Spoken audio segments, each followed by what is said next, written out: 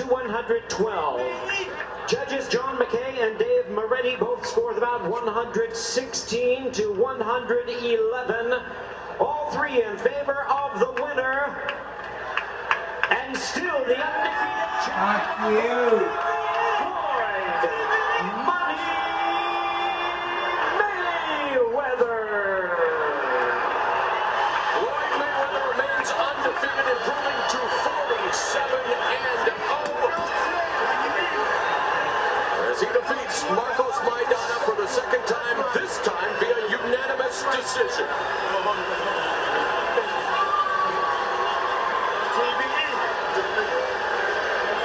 And Mayweather standing by with Jim Gray. All right, Bo, thank you very much. Floyd, congratulations. You're looking at your hand. Can you show the camera here and tell us what happened there in the 8th round? I didn't know what round it was, but he bit my fingers, so my hands was numb. My fingers was numb. But I want to thank everybody for coming out. It was an amazing show. He's a tough opponent, and I did what I had to do tonight. Did it bother you the rest of the fight? After the 8th round, my hand was numb. I really couldn't use my left hand, but I got the victory the best way I know how. Were you trying to get in his face and prevent him from breathing? Is that what caused that reaction? No, I know we was tangled up in the center of the ring. The referee was breaking us, and he bit my left hand. Floyd, how much did you learn from the first fight, and how much more active were you with your movement tonight because of the first fight? I just didn't stay on the ropes, you know. I was making, different turns, but he's a tough competitor. What else can I say? I want to thank all the fans from Argentina that came to support him. I want to thank all the fans that came out, and everybody that tuned in and bought pay-per-view. Thank you. I love you. You seemed to tactically and strategically tonight grab him so he couldn't come in as wild as he did in the first fight and get off those punches. Was that what you had wanted to do? I got a couple bumps and bruises. He's a wild young fighter, but my thing was to listen to my dad, listen to the instructions my father gave me. Hit and not get hit. The less you get hit, the longer you last in the sport. Do you feel as though you were much sharper in this fight than you were in the first fight? I feel sharper in the first fight. You did? Why? Yes, I just did. I feel a lot better in the first fight. This time around, I feel kind of, dry and dead, and my fingers was numb after the 8th round.